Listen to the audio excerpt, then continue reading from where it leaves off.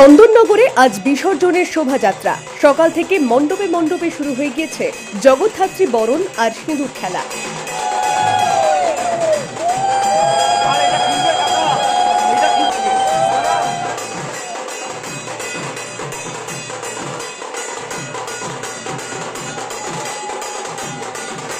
সিঁদুর খেলে ঢাকের তালে মেতে ওঠেন মহিলারা।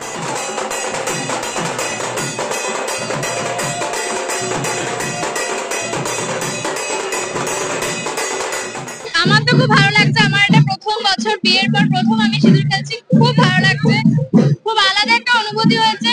একটু মনটা খারাপও লাগছে যেহেতু মা আজকে চলে যাবে। খুবই ভালো লাগছে।